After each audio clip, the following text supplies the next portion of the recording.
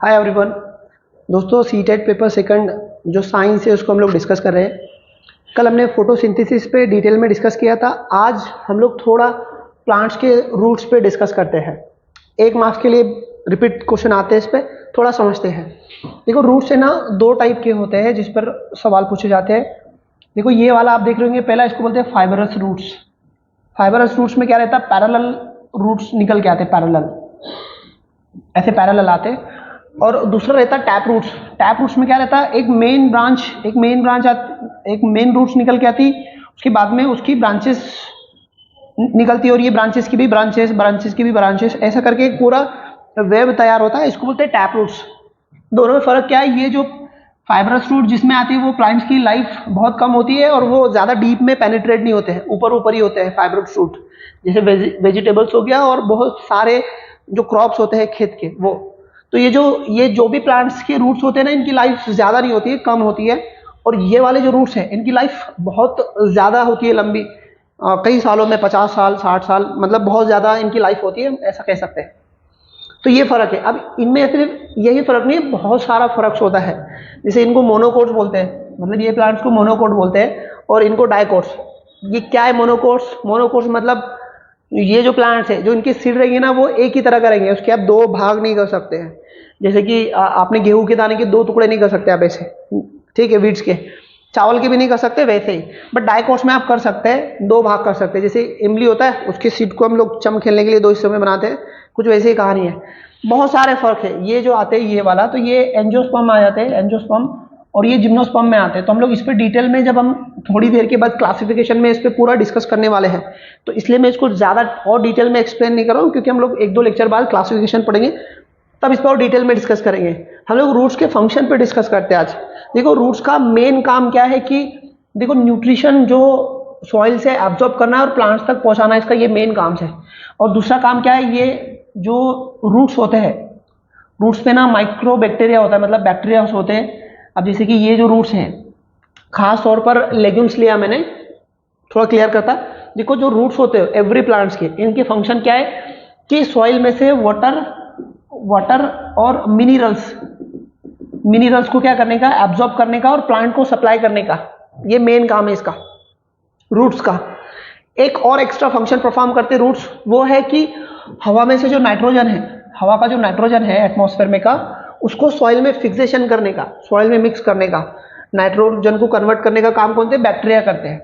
तो जो बैक्टीरिया जो नाइट्रोजन फिक्सेशन करते हैं, उसको नाइट्रोजन फिक्सेशन करने वाले बैक्टीरिया कहा जाता है।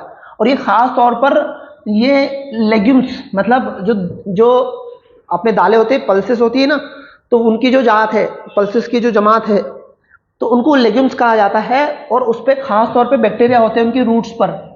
तो वो क्या करेंगे, अब देखो लेग्यूम्स के रूट्स पर बैक्टीरिया होते हैं, वही सिर्फ नाइट्रोजन फिक्सेशन करते हैं ऐसा नहीं है, पर वो ज़्यादा तौर पे करते हैं। वैसे सॉइल में वैसे भी बैक्टीरिया होते हैं, वो भी नाइट्रोजन फिक्सेशन का काम ऑलरेडी करते हैं, पर लेग्यूम्स में स्पेशली रूट्स पे होते हैं उनके, स्पेशल मतलब वही काम के लिए होते हैं, ठीक है। तो वो क्या करेंगे, जो हवा का जो नाइट्रोजन है, देखो हमको सबको पता है कि जो हमारी टोटल एटमॉस्फेयर है, जो हवा है, उसमें 78% नाइट्रोजन है और 21% ऑक्सीजन है, और 1% अदर आ जाते। तो नाइट्रोजन बहुत सारा अवेलेबल है। तो बैक्टीरिया क्या करते हैं, नाइट्रोजन को क्या करते हैं, उसको अमोनिया में कन्वर्ट करते हैं। देखो यहाँ पे अमोनिया में कन्वर्ट करते, या फिर जो प्लांट्स है या एनिमल्स है उसको कंज्यूम कर सके, उनके कंज्यूम कर सके, ऐसे एलिमेंट में कन्वर्ट करते हैं, ऐसे भी लिख कर आता है। बट यहाँ पर सीधा सीधा याद रखो कि उसको अमोनिया में कन्वर्ट करते हैं, मतलब नाइट्रोजन को अमोनिया में कन्वर्ट कर लेते हैं। फिर रूट्स क्या करती है, उसको एब्जॉर्ब करती है, और फिर बाद में प्रोटीन सिंथेसिस का काम सेल में होता है। वो हम लोग डिटेल में जब सेल में हमने उसका डिस्कशन करें। अभी इतना समझो कि बैक्टीरिया क्या करेंगे, नाइट्रोजन को कन्वर्ट करेंगे, एटमॉस्फेरिक नाइट्रोजन को कन्वर्ट करेंगे अमोनिया में, है ना, अमोनिया में कन्वर्ट करेंगे।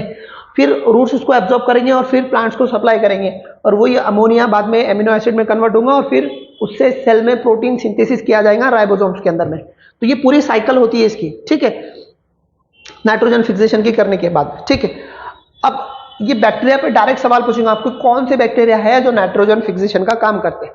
तो देखो ये आप ये वाला याद रखो, ये डायरेक्ट रूट्स पे होते हैं, डायरेक्ट रूट्स पे होते हैं, सॉइल में नहीं होते, डायरेक्ट रूट्स पे होते हैं। और लेग्यूम्स की जो रूट्स है उस पर ज़्यादातर होते हैं। उसके बाद में ये बैसिलस हो गया, क्लोस्ट्रिडियम, और ये तीनों तो एटलीस्ट याद रखो, इस पर बार बार सवाल पूछेंगे आपको।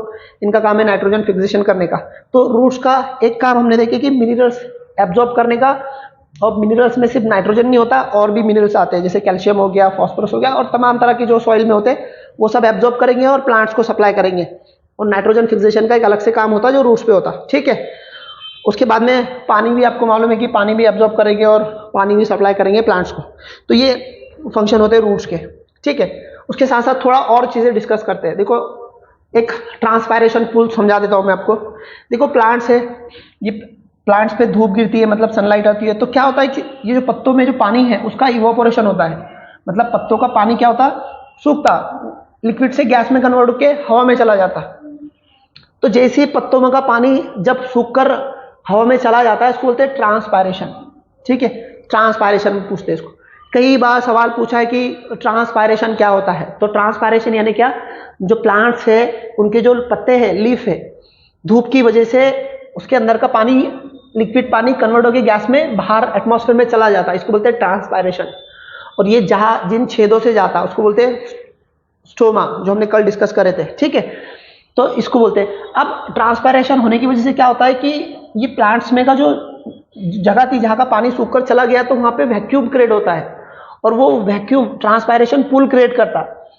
मतलब ट्रांसपायरेशन पुल मतलब क्या, जैसी लिक्विड बनकर गैस में चला गया ऊपर होके, इवापोरेशन होकर, तो यहाँ पर पत्तों में ना वैक्यूम क्रिएट होता है, और वो वैक्यूम क्या करता है, इधर के पानी को ऊपर आने के लिए क्या करता है, पुल क्रिएट करता है इस तरह का। तो उसको बोलते हैं ट्रांसपायरेशन पुल बोलते हैं इसको। इसकी वजह से जो रूट्स है ना वो पानी ऊपर तक चढ़ा पाते, ग्रेविटी के अगेंस्ट में। ट्रांसपायरेशन पुल नहीं होता तो पानी ऊपर चढ़ना इम्पॉसिबल हो जाता, क्योंकि ग्रेविटी के अगेंस्ट में पानी चढ़ने के लिए एक तो मोटर चाहिए या फिर ऊपर से कोई खींचने वाला चाहिए। तो जो ट्रांसपायरेशन पुल है ना वो क्या करेगा, वो एब्जॉर्ब करने के लिए, यानी कि पानी को ऊपर सक करने के लिए एक तरह का पुल क्रिएट करता, तो उसको ट्रांसपायरेशन पुल कहते हैं। तो एक ये वाला फंक्शन है जो हमको ध्यान देना है। उसके बाद में थोड़ा और समझते इसके अंदर में जो ट्रांसपोर्टेशन, देखो मैं ट्रांसपायरेशन नहीं बोल रहा, ट्रांसपोर्टेशन कैसा होता है वो समझते हैं। कल हमने फोटोसिंथेसिस देखी, उसमें हमने कार्बोहाइड्रेट तैयार किया, मतलब सीड्स, फ्रूट्स और तमाम चीजें तैयार की यहाँ पे। तो मतलब हमने फोटोसिंथेसिस में कल क्या तैयार, कार्बोहाइड्रेट। मैंने आपको क्या कहा था कि वो कार्बोहाइड्रेट्स फ्रूट्स में, फ्लावर में, रूट्स में ऐसा स्टोर हो जाता है। तो अब यहाँ पे पत्तों में जब वो कार्बोहाइड्रेट तैयार हुआ फोटोसिंथेसिस के जरिए, तो वो प्लांट्स के अदर पार्ट्स में जो ट्रांसफर होता है, तो जो पाइपलाइन या फिर जो रास्ते से वो ट्रांसफर होता है उसको बोलते हैं फ्लोएम। उसको क्या बोलते हैं, फ्लोएम बोलते हैं।